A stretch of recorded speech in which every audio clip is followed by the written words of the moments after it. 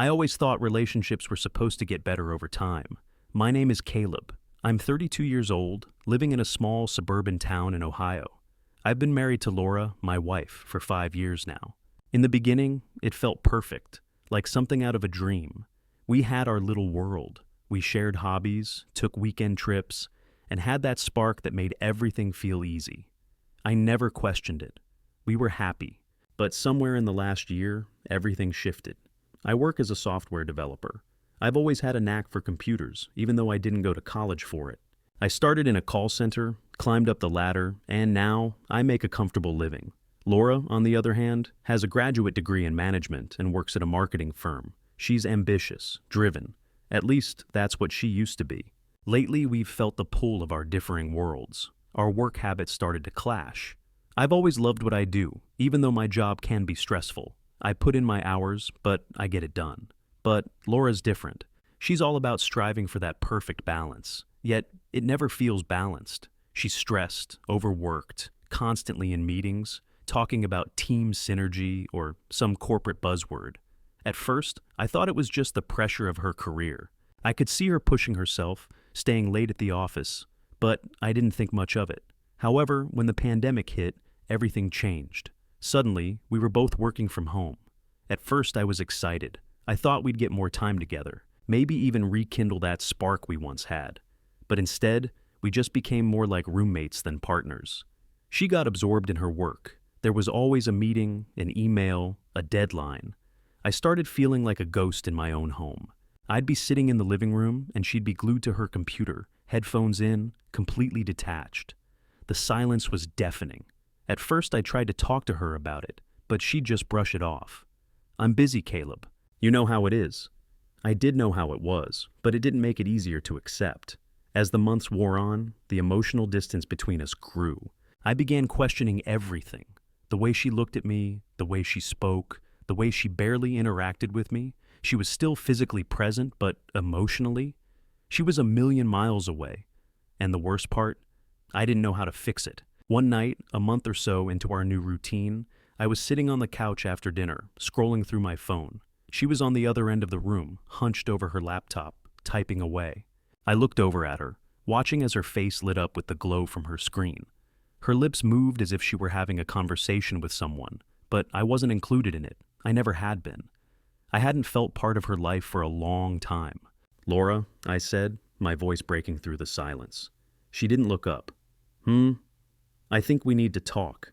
She paused, her fingers hovering over the keyboard, but she didn't answer. I sighed, not sure how to explain it, but the words came out anyway.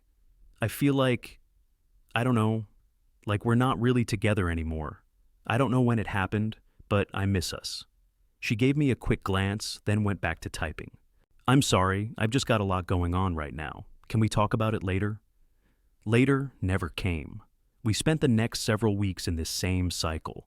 I'd try to bring up the subject again and again, but every time, she'd put it off. And I, in turn, began to give up. It wasn't even worth fighting for anymore. I didn't know how we got here, or if she even cared enough to fix it. I started to feel small, like I didn't matter, like I was invisible in the home I had helped build.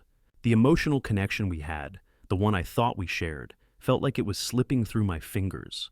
I don't know if she noticed the change, or if she was too caught up in her own world to care. It was frustrating, and as time passed, I started to feel more and more isolated. Work, home, repeat. Her presence didn't fill the space in our house. It was as if the house itself was becoming emptier with each passing day. That was about a year ago. Now, as I sit here, reflecting on the last 5 years, I realize something. I don't recognize our relationship anymore. And the worst part? I'm not sure I want to anymore.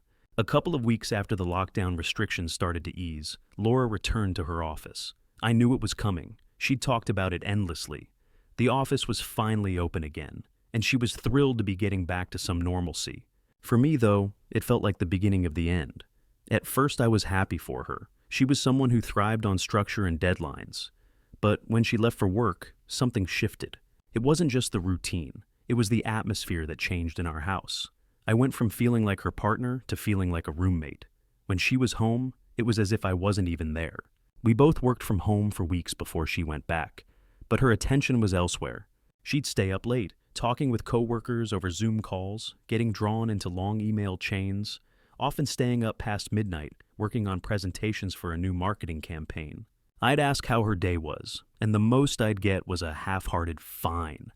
She wasn't even trying to hide it anymore. She didn't care if I saw her glancing at her phone every couple of minutes, texting back and forth with someone from the office, or laughing at a joke shared by a colleague. It wasn't just that she was distracted, it was that she was distant. Emotionally, I was losing her, and it was eating me alive. I tried talking to her about it once, but the response was always the same. I'm just tired, Caleb. I'm working on things, okay? Tired? That was a theme I heard a lot lately. She was always tired, always too busy to have a real conversation. But that wasn't what bothered me the most. It was that I felt like an outsider in my own home, in my own marriage. When she was home, I felt invisible. And it only got worse when she started socializing more with her coworkers after work. At first, I didn't think much of it. Everyone was adjusting to the post-lockdown world, right? But then the late nights started becoming more frequent. She'd go out with them for drinks, attend team dinners, and come home hours later, tipsy but distant. One night, I confronted her about it, trying to mask the hurt in my voice. "Where were you tonight?" I asked, when she came through the door long after I had finished eating dinner alone. She glanced at me, annoyed. "I told you, I went out with some of the team from work." "Yeah, I know." "But you've been doing it a lot lately," I said, trying to keep my tone even. "It's like you don't even notice that I'm here anymore." She shrugged, walking past me to grab a glass of water. "I'm just trying to unwind, Caleb. Can't I do that without being interrogated?" The words stung more than they should have. But what hurt even more was the way she said it, like she was irritated by my presence. That wasn't the first time she'd acted like I was an inconvenience. The next week, I asked her if she was going out again after work. Her eyes narrowed, and she pulled up the collar of her jacket, preparing to leave. "I told you, Caleb. I'm just doing what I need to do." I felt a deep sense of betrayal, not because she was going out with her coworkers, but because she was choosing them over me, over us. She was emotionally absent, and it was eating at me more than I wanted to admit. One evening, after a particularly quiet dinner, I closed the door to my office to begin a work call. My routine had always been to isolate myself during calls, to give her some peace and quiet, but lately I'd started noticing her strange, almost tense glances whenever I closed that door. The next day, she cornered me in the kitchen. "Why do you always close the door when you have a work meeting?" she asked, her voice sharper than usual.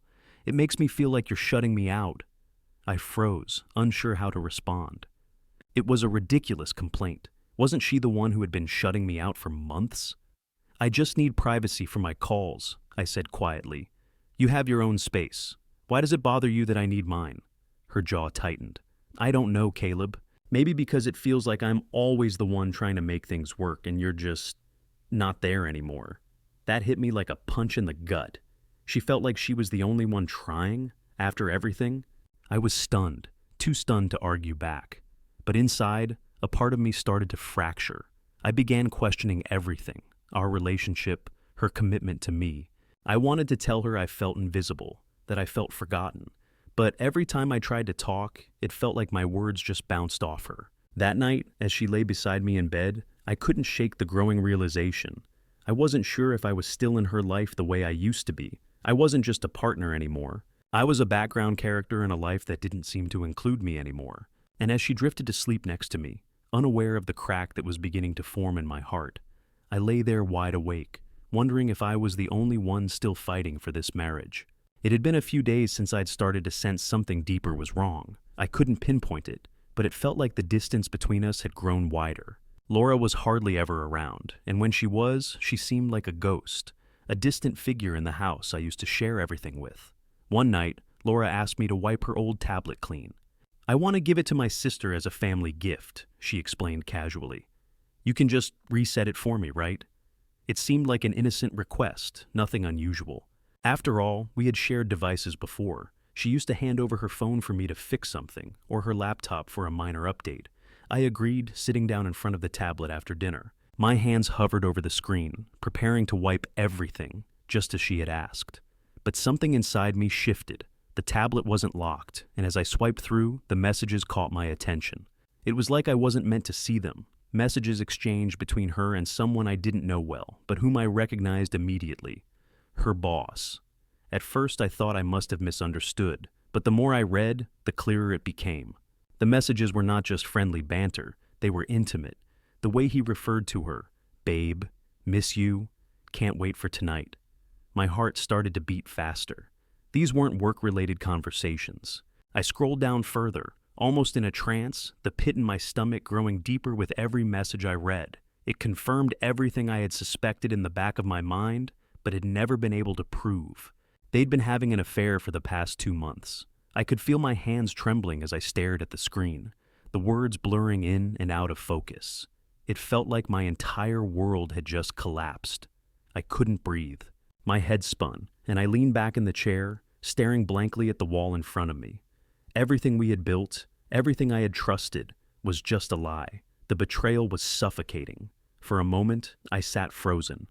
I wanted to scream. I wanted to throw the tablet across the room and demand answers, but I didn't.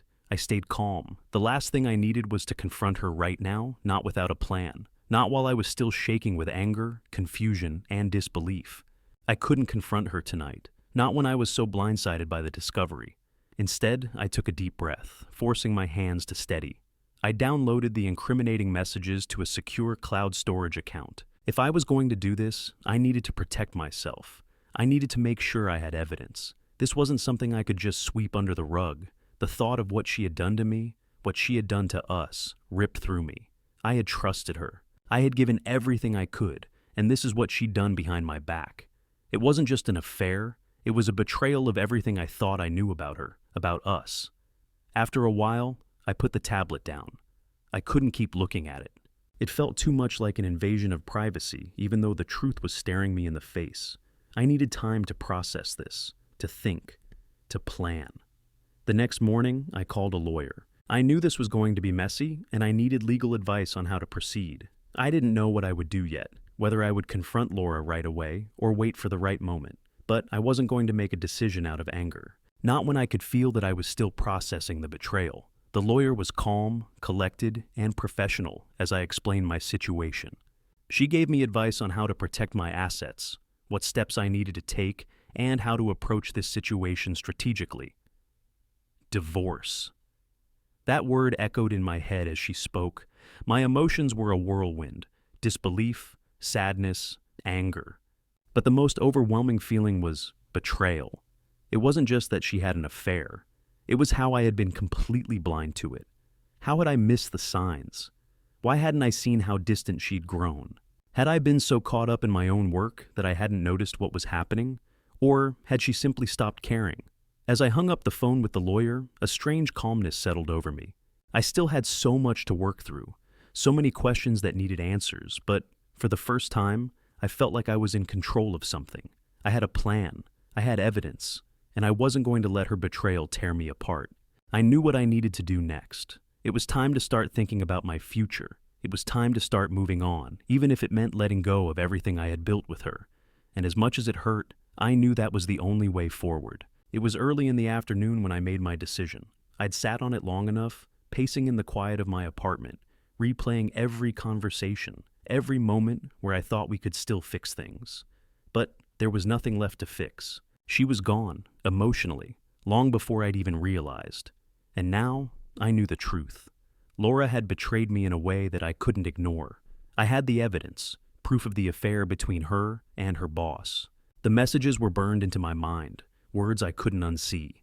It wasn't just the affair itself that made me feel betrayed. It was the lies, the emotional distance, the way she'd shut me out for months while I remained oblivious to what was really happening. So, I did what any man who had been wronged would do. I got creative. I wanted her to know that I wasn't just some passive broken man she could walk all over. I wanted her to feel the weight of her actions, the humiliation of it. I wanted everyone to know what she'd done, what we had become. I reached out to a process server, a man who specialized in discreet deliveries. I explained what I had in mind, and he didn't flinch. He was used to bizarre requests. But this one was different. I ordered the cake. The design was simple, but it carried a message that couldn't be ignored. A photo of Laura and her boss in a tight embrace, taken from one of their many texts, was printed on the cake in edible ink. Beneath it, the words, "He's your cake, eat it," were written in bold, jagged icing. It wasn't just about the divorce papers, though those were included with the delivery. No, this was about making a statement. This was about letting the people in her life know who she truly was. I didn't care how it made her feel anymore. I'd been crushed by her silence, by her indifference for too long. Now, I was going to get my justice, and I wasn't going to do it quietly. The day came. I had everything arranged, the cake was ready, the papers sealed, the process server was waiting for the go-ahead. I didn't feel the rush of anger anymore, just a cold, satisfying determination. This was it. She needed to face the consequences of her betrayal, and this was how it was going to happen. I watched the clock tick closer to the hour when the cake would be delivered to her office. The last few weeks had been torture, long nights spent wondering if I could ever forgive her, or if I should just walk away. The truth, though, was that she didn't deserve my forgiveness. She hadn't even asked for it. I had no way of knowing how she'd react, but I didn't care. I had seen enough to know that this was the only way she would truly feel the weight of what she'd done. The cake arrived at her office at noon. The process server knocked, and when Laura's colleagues saw the cake, they froze. The shock and confusion rippled through the office. I imagined the awkward glances, the hushed whispers. When Laura saw the cake, I was told later, she froze. Her face drained of color. The photo of her with her boss was impossible to ignore. She reached for the cake, knocking it onto the floor in a frantic attempt to destroy the evidence. But the damage was already done. The image was visible to anyone who'd seen the cake. The words undeniable. I didn't wait for her response. My phone buzzed almost immediately, the messages from Laura flooding in. "What the hell is this? How could you do this to me? We need to talk." I didn't answer, not right away, not after everything. I wasn't going to engage in another round of her justifications. The truth was out there for everyone to see now, and I felt a dark sense of justice course through me. Let her explain herself to the people she worked with. Let them see the woman I had spent years loving, only to have her tear us apart in the most heartless way possible. As the day dragged on, the messages kept coming. She texted and called relentlessly, but I ignored it all. I didn't need her excuses or her apologies anymore. I had made my point. I had served her the truth in a way that couldn't be ignored. That night, when I finally checked my phone, I saw the missed calls, too many to count, and the texts from her growing more desperate. There was no apology, just panic. "Please, Caleb, let's talk. You've humiliated me. I didn't mean for it to go this far. I'm sorry. Please let's fix this." But it was too late. I wasn't interested in fixing anything anymore. She had made her choice, and now she would live with it. I spent the rest of the evening in silence, feeling a strange satisfaction in knowing that, finally, I had taken control of my own story. Laura had thought she could rewrite our marriage on her terms, with her affair and her lies. But now, I was the one dictating the narrative. It wasn't about revenge anymore. It was about reclaiming my dignity. The day after the cake incident, Laura moved out. I didn't hear from her for hours, but I knew she was taking refuge at her mother's house, away from the mess she'd made of everything. As I sat in the quiet of the house, the aftermath of my actions still fresh, I realized just how much had changed in the last few weeks. The sense of relief I'd initially felt after exposing her affair started to fade, replaced by an unsettling mix of exhaustion and uncertainty. But I had made my decision. I wasn't going to let her guilt me into staying or try to patch things up with some half-hearted apology. I wasn't her safety net anymore. I wasn't going to be her fallback.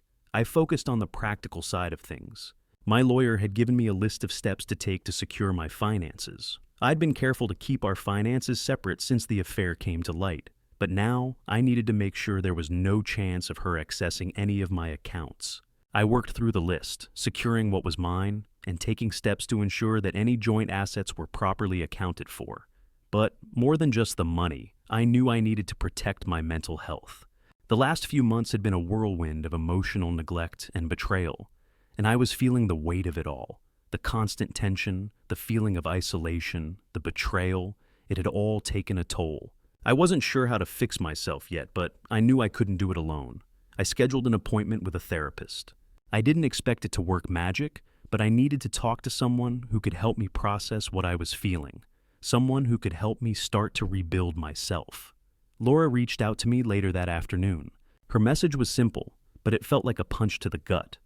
"I want to meet. We need to talk. Please." I stared at the message for a long time, considering it. What could she possibly say that would change anything? But part of me wanted closure. part of me wanted to hear her explanation, though I knew it wouldn't be enough. I responded, setting clear boundaries. If you want to meet, it has to be at my lawyer's office. I'm not meeting you alone. I didn't hear from her for a couple of hours, but eventually she agreed. The meeting was scheduled. I had no idea what to expect, but I knew one thing. This was the beginning of the end. Whatever she said in that meeting wouldn't change the fact that our marriage was over. I spent the next few days preparing myself. The emotions were still raw, but I wasn't going to let her manipulation cloud my judgment. I wasn't going to let her guilt me into forgiving her. She had betrayed me in the worst possible way, and the damage was irreversible. When the day of the meeting arrived, I dressed carefully, trying to keep a level head. My lawyer was with me, and we arrived early, sitting in the office before Laura walked in. The tension in the room was palpable, but I kept my gaze steady. This was the final chapter, and I wasn't going to back down. Laura showed up just before the scheduled time, looking drained. Her eyes were red-rimmed, and she seemed nervous. Guilt, I assumed. She sat across from me without speaking, her body language closed off. After a few moments of silence, she finally spoke, her voice shaky. "Caleb, I know what I've done to you, and I'm so sorry. I was wrong. I should have never let it go this far, but..." I cut her off, my voice firm. "There's no excuse for what you did, Laura. No explanation will make this okay. You betrayed me, and you destroyed everything we had." Her face twisted, and she seemed to want to say more, but my lawyer interjected, setting the boundaries of the conversation. "Laura, this meeting is not for justifications. It's about finalizing the divorce proceedings." She nodded, her eyes still not meeting mine. "I know, I understand, I'm sorry, Caleb. I was lost. The pressure, the work, it clouded my judgment. I let it all get out of hand. I didn't want to hurt you, but I did. I'm so sorry." I felt a flash of anger, but I kept my voice controlled. "Sorry doesn't cut it. You're sorry because you got caught, Laura. Not because you regret what you did. You haven't been sorry for a long time. You've been making excuses for months while I've been living in a relationship that was nothing but a lie." Her face flushed with a mix of shame and frustration. "I know. You're right. I don't deserve your forgiveness. I don't even deserve to be here, but I just..." She faltered, and my heart ached for the woman I once knew, but it didn't matter anymore. The therapist, who had been quiet up until that point, spoke up, trying to shift the conversation toward both our faults, suggesting that maybe the marriage had problems on both sides. But I wasn't having it. "No," I said firmly.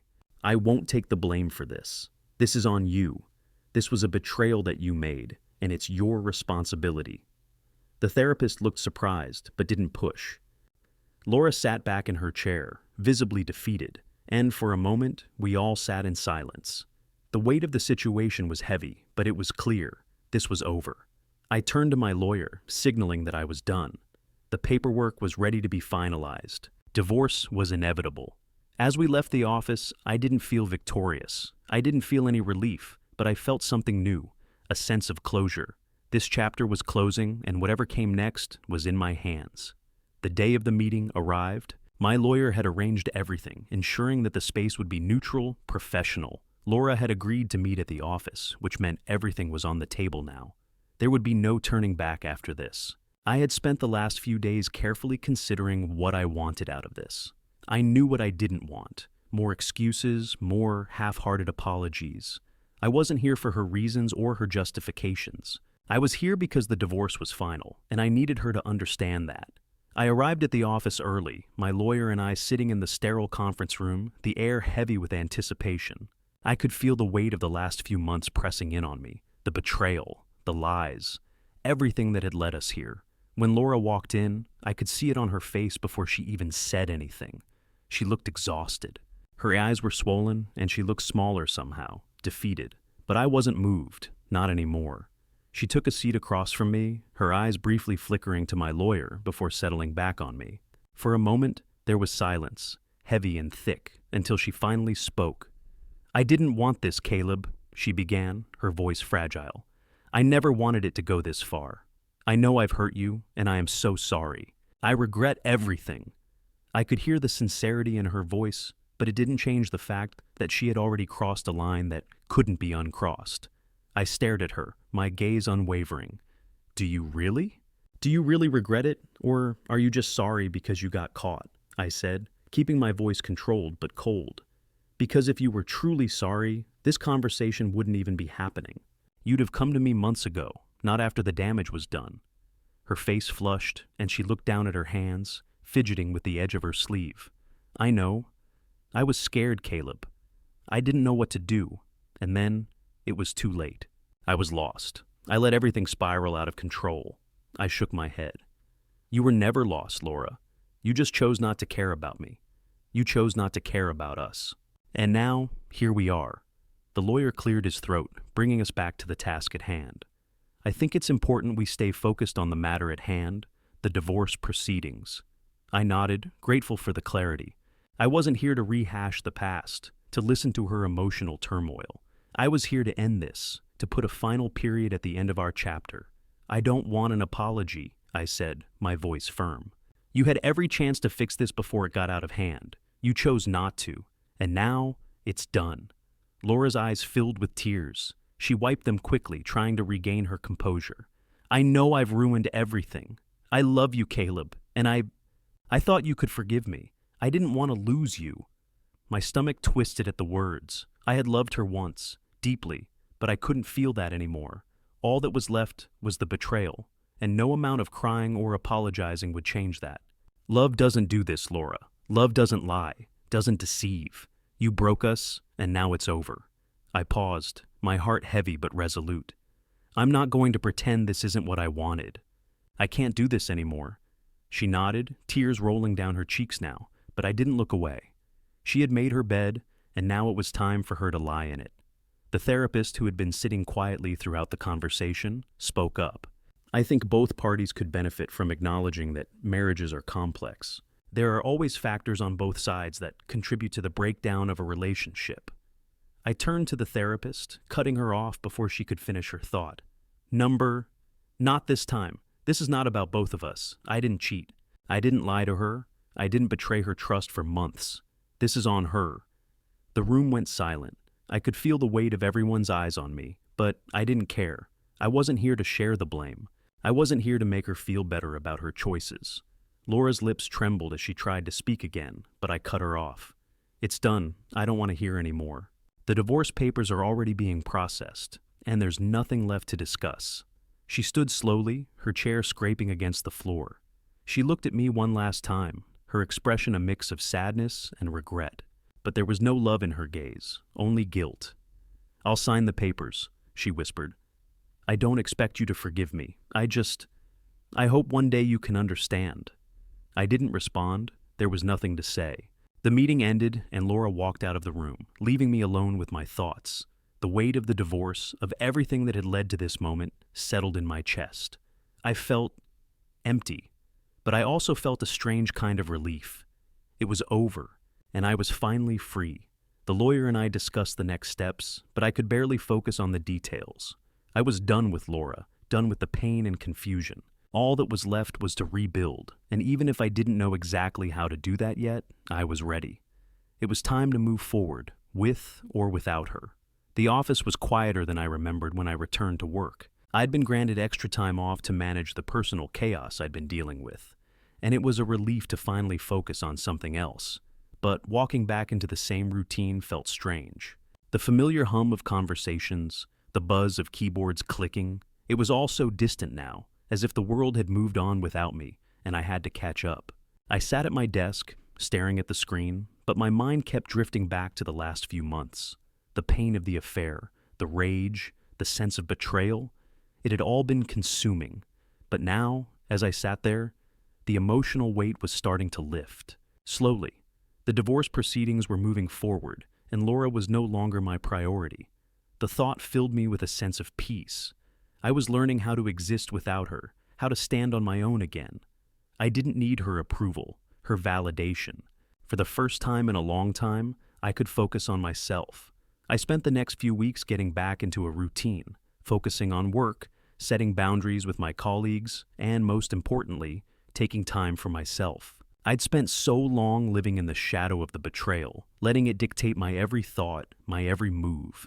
But now, I was reclaiming control. one of the first things I did was take a weekend to visit a local shelter.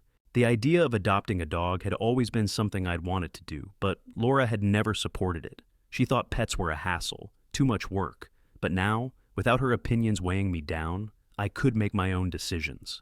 I spent hours at the shelter, walking around, talking to the volunteers, trying to find the right dog.